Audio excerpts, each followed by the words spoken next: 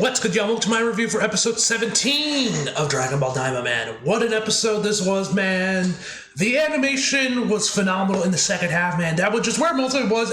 It wasn't as action animation as I thought it was, because from the episode to the next episode, I thought it was going to be like a bigger part of it, but it was really like the final, it was pretty much all in the back half of the episode. The last 5 to 10 minutes is where we got all the Sakuga and everything, man. But the cuts themselves looked amazing, which I'll talk about as we proceed to the video, because actually, Toei Perfect Shots actually posted multiple cuts for this episode, so that's great. So I actually know most of the ends. So the big cuts I want to talk about, and I can shout out the animators when we get to those parts of the review, man. Especially one cut that went on for for a little over 3 minutes by one animator. Shout out to them, man, because that cut was very impressive.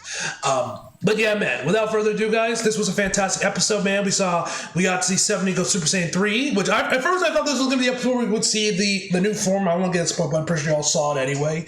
But definitely it'll be next is where we're going to see the new form. But yeah, we got to see Super Saiyan 3. Thankfully, Stephanie didn't have to scream for 7 minutes straight like Sean did back in Z. I don't know how Sean did that, man. Just screaming for that long in both Z and Kai. It's truly impressive, man. That dude, I don't know. I would love to know what his fucking vocal rest routine or what his vocal health, routine looks like, how he takes care of his vocal cords from playing Goku for so long and still be able to do it. But anyway, guys, without further ado, let's just jump right into the actual episode. So we start the episode off right where we left off last week with Goku's crew and Aransu. But before Aransu can really introduce herself properly, Majin Buu be like, "And I'm Majin Buu," just introduces himself, man. And she does you shouldn't be speaking, let alone talking back. But then she later says to Vegeta, because she's shocked that Earthlings know how to speak. Whether or not she's legit or just wanted to piss them off, I do not know. Probably a bit of both. So then Goku obviously asks if he's the one that faced off and beat the Tamagami. He says no, that it was Majin Buu, or Mountain Dew, as I like to call him. And after that, he says I got my butt kicked. And I'm like, he says it like he's proud. But Goku's looking at him like, bro, why are you saying you're proud of it? I'm like, yeah, bro. Are you just a masochist? Are you into getting your ass beat? I mean, fair play of y'all, bro, but I don't see why this is something to be proud of.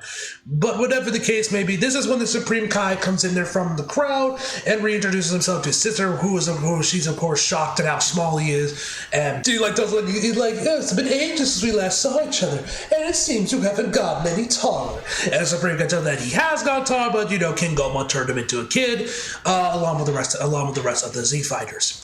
Well, and then they continue on discussing for a bit. All while Mountain Dew gets distracted by a butterfly, starts chasing after, while Goku and the others continue on talking. Where basically we find out that Aransu's plan for what she wants to use the Dragon Balls for is basically the same thing as Aransu, with Dagasu, is world domination. She wants to be the supreme king of the demon world, but she phrases that she wants to make the demon world even stronger, and so that the other world will shiver in fear in their presence or whatever. But which I think likely means she wants to be the supreme demon king, because I don't know how else she would do that with the Dragon Balls. What exactly would be her wish? That's the part that kind of lost me. So what exactly would your wish be in that case? Or do you literally just want to be the supreme demon king and do your thing through that way? So then she offers a wager for for the whole thing with the Dragon Balls, because obviously Goku and the crew want it, but she doesn't want to give them the first Dragon Ball they won from the first Tamagami. And she suggests that they have one of their fighters versus off against one of the Majins to fight each other in a winner take all bout. Whoever wins the match gets all 3 Dragon Balls. Piccolo men's you only have 1, yet you're making us wager 2 Dragon Balls. She's like, I'm happy to destroy if these terms aren't up to you, or not up to your satisfaction or whatever. So they eventually decide that they are going to go in the fight. Goku obviously goes first to take on this fight. Vegeta starts arguing with him that he should be the one that fights them, that they're square because both each of them fought Tamagami. And he suggests they should do rock paper scissors. Goku just wants to fight him.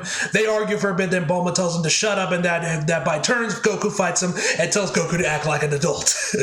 So they continue on going, and then actually Majin Buu hands Aransu the Dragon Ball and ready to face off against Goku. She's like, oh no, you got your ass beat. We want the stronger one, because she wants to make sure she obviously wins. So she obviously sends in Mountain Dew to face off against Goku. And when she does call in Mountain Dew to fight off against Goku, they do like this really, they do this really dramatic like close up on her, which I thought was pretty funny. You know, seriously, the storyboarding for this episode, man, was phenomenal, man. I will say this episode had great storyboarding.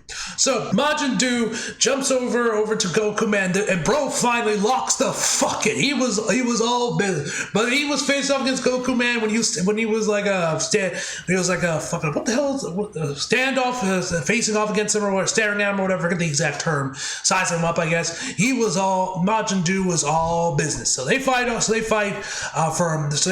a bit. Goku eventually used the power pole, which Majin Dew tried to grab, but Goku's able to like start spinning around and like literally just having basically making Mountain Dew's arms go into like a spiral thing before he shakes him off. We got once again great effects work once again from Majin Dew's key blast, man. Once again, the coloring on them and the effects work was phenomenal this episode, I will say. Eventually his like little like antenna thing wraps around Goku's leg and he starts slamming him against the ground like he's fucking Loki. Goku manages to grab at it, which breaks him free, spins around with the power pole, goes Super Saiyan where they once get fight. But then we get this close up on Mountain Dew as Goku punches him, and the drawing here, man, is spectacular, man. And that is things because I went back and I had to go check. The animator in question for this is a man by the name of Takeshi Morita, who, judging from his Sakugaburo page, is easily one of the best just straight up artists working right now in animation. Like, I'm not talking just about animators, I'm talking just straight up artists. Like, I'm still looking at him right now. He's like currently working on Fire Force Season 3, and he has done some truly breathtaking cuts in terms of the straight up just drawing quality. He is easily one of the best out there, man. He's worked on JoJo in the past as well, including Kirawaka as well. He even did that amazing cut from Season 7 when Todoroki was on top of Ida's back and was flying at him during that whole like Jetson when it's like suit breaks off and right before Todoroki jumps off of him, man. That was all him, and that was one of the most breathtaking cuts Season 7, man, just in terms of just the sheer quality and draftsmanship of the drawings. And that once again continues in here for Daima, man. This dude is such an incredible, like, he's a great animator as well too, obviously, but my god, he's one of the best just straight up artists working in anime right now. I think that's fair to say. Watson's actually like a super hot take. You're like, you idiot. But yeah, man, his draftsmanship is next level. So anyway, like I said, they continue on fighting. We get a close up on King Goemon's hand as he's like climbing up from something where as Goku and Mountain Dew are fighting. Eventually, they're right in each other's face, grabbing each other, where they both unleash a ki blast, or I think it was like just Mountain Dew drop that was going to do another mouth blast to Goku at point blank range. But King Goemon comes in there and fires a ki blast of his own that blocks and deflects that one. And then we get like a rotating panic shot around King Goemon, where this is where we go to the commercial break. There were no commercial cards this week. It was just a logo in the corner. Which the way at least it's like for us here for America that watches off streaming, because I'm sure in Japan this is where the commercial break was. It syncs up perfectly right into it, where it feels like it was just all meant to be one scene, you know, and it wasn't like this is where the commercial break is. You know what I mean? It flowed pretty well, surprisingly. And of course, they notice how big he is, that he has a third eye, and you got everyone shocked that he has the third eye. You know, of course, Pansy asking what the hell the third eye is, or Neva uses the proper terminology for the third eye, and Neva goes in there, explains what the third eye is, and how it gives whoever wields it like unlimited ultimate power. Nobody can defy their will, and like, you know, they're super strong. And while Neva's losing his shit about the third eye, Gloria's like, yo, yeah, I was missing for so long, and they're wondering how, you know, King Goemon was able to get. And this is when Hypus is like, and he doesn't actually do it, but I kind of wish he did. It's basically has the same energy as the meme of Homer Simpson phasing back into the bush. That's basically Hypus right now. And then Bulma notices that looks similar to the eye that he had on his belt, and then she notices he's missing his belt, and so she's asking, where's your belt? He's like, I don't see how that has to do with anything. In fact, I don't know how you could tell one eye from another. Man is just lying through his teeth. He's like, I don't know no belt. What are you talking about, third eye? I don't know no third eye. There was no belt. There's no eye on my belt. I don't know what you're talking about. Man, just mad deflected at this point. So Goku and so before Goku and King Gomon start facing off, King Gomon builds an arena for Goku and him to fight. And the sequence itself was phenomenal, man. I'm pretty sure the whole transformation sequence of the arena, like it's a fucking tournament of power, this whole thing was done completely CGI, I think. I might be wrong though, maybe bits of it was 2D, but I'm pretty sure this entire thing was CG. Either way, man, it looked phenomenal. And after the arena is built, Vegeta basically cuts Goku off and starts fighting off against King Gomon, which it seems like Gomon's even shot by history because he like punches down at Vegeta, but Vegeta dodges and he hits like this beam structure that surrounds the arena as like almost like a cage, and it like actually breaks it in half. And he's like, oh shit. And then then he starts telling Vegeta to stop moving around to like leave whatever this like beam structure alone, which was pretty funny. So him and Vegeta go at it for a bit. He eventually goes Super Saiyan, but he's still not really making much headway against King Gomon. Goku and the others eventually start to go in there to join them. Bulma starts complaining, like, hey, don't start fighting with me. And then next to one of the Pansy's father's men, or I guess this was a woman, one of his soldiers, picks her up and they fly over to the arena. After she also tells Majin Buu and Mount Dew to get involved, like, hey, you're super strong, get involved. And eventually Artu gives him the okay to join in on the fight. While this is all happening, eventually Neva heads over to the first Tamagami, and they just gotta look at, and then they just look at each other like, oh yeah, He's like, from what I could gather, it seems like he was trying to tell him like, I am your creator, go fight. But like it took him a second. It was kind of weird, but I feel like the show kind of went on maybe a bit too long than it probably should have. But I enjoyed it. But I did enjoy it. But I think it went on a bit too long, perhaps. Or maybe they could have done this a little bit better, or maybe it could have been snappier. But I don't think the show completely landed is probably what they were intending. But I still did enjoy this part of the episode nonetheless. And then once everyone is there, King Gomon lands on like his perch on this little hill on this battlefield, or this stadium or whatever, this arena. The camera, this was amazing. The camera pans down from him all the way down to the ground to Goku and the others as we see King Gomon towering and overlooking the rest of the crew, man. Look at it, like this is when the episode Loki just turns into the first Budokai Tenkaichi OP, man. Not gonna lie, like it had that very similar vibe in the way that it was shot and in the way it was shot to that OP, man. Now, first up, we got some of this amazing, like, this looked like this was literally ripped straight out of Budokai Tenkaichi. A super close-in zoom on King Gomon as the camera pans around him, and then the camera just zooms over to Goku with another super close-up as it pans around him as well. Like I said, this is literally ripped right out of the first intro of Budokai Tenkaichi. I don't know who directed this episode. Maybe it was directed by the same person. I don't know. Maybe whoever directed this episode or the animators are working on this, man, which actually we do know the animator for this cut that did these. Hiromi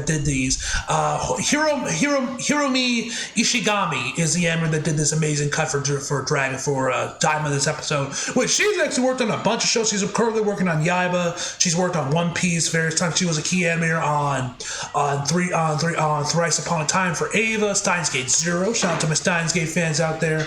The movie as well for Steins Gate. Some work on Haikyuu, work on Naruto, One Piece, Death Note even for episode 10. She's been all over the place, man. She's worked on a lot of things. So, and she's also worked on Pluto as well. So shout out to her, man. I love the way that this looked, man. This sequence looked absolutely amazing, man. Like, this looked like this felt like something ripped right out of those, like literally ripped right out of Budokai Tenkaichi. So after that, we then this is when we really get started. This is like when the Sokka really kicks into high gear for the episode with some great effects work animation. As we see everyone just fighting off against King Gomon, blasting ki blast him, dodging the debris thrown at them, man. Which this whole sequence that is actually like 3 minutes long from Toei Perfect Shots was done by an editor by the name of Ryo Onishi, if I pronounce his name right, who was the man behind this cut. And yeah, man, like you can see the cut on Toei Perfect Shots, probably the same thing on Sakaboro as well. Over 3 minutes, very impressive work. This cut looked absolutely incredible, man. Phenomenal work, great effects work, man. I love the part, once again, this felt like something out of Budokai Tenkaichi, where you see Goku charging up a Kamehameha on one pillar, Vegeta's doing like a Gatling gun, I think, or maybe it's a Final Flash. I keep getting those two moves, which one is which. But I think that's one's the final Flash, or maybe it's a Galgun. I always come up. You got a Supreme Kai and Glorio on one side. Then we see Majin Ku and Mountain Dew in the first Tamagami. They all fire their ki blast at him, and King Gomon fires off this force field around that protects him from it. We get some great impact frames. Also, during all this action, Goku loses the bugs. Before I forget, because this is gonna come right here. Because after this, everyone's powered down. Vegeta asks Goku if he has any of the bugs left, and of course Goku does, because we saw him early on in the episode that they slipped out of his gi. So then King Gomon grabs Goku with telekinesis or whatever attack that he's using here that got like this reddish, bluish, purplish aura thing around him that looked really good. He fires out, he's charging up a ki blast with them. Once again, the effects were here was amazing for this episode, and this is when Goku transforms into Super Bowl. Before we get to the transformation, you got Mountain Dew and the first Tamagami trying to block the shot, hold it back enough for Goku to fire off and charge into Super Saiyan 3. Once again, the animation here, I've been loving how Daima's been doing transformations, at least for the big ones, man, like Goku, Vegeta going Super Saiyan 3, Goku going Super Saiyan 3, and I'm sure it's going to look amazing with the new form that we're going to see in the next episode for Goku as well. I'm really excited for it, man. This looked amazing, and the music I was playing during here, man, was fantastic as well. I love the music that we're playing here. So, and like I mentioned before, thankfully, Steffi did not have to scream for minutes on end like Sean did for both Z and Kai.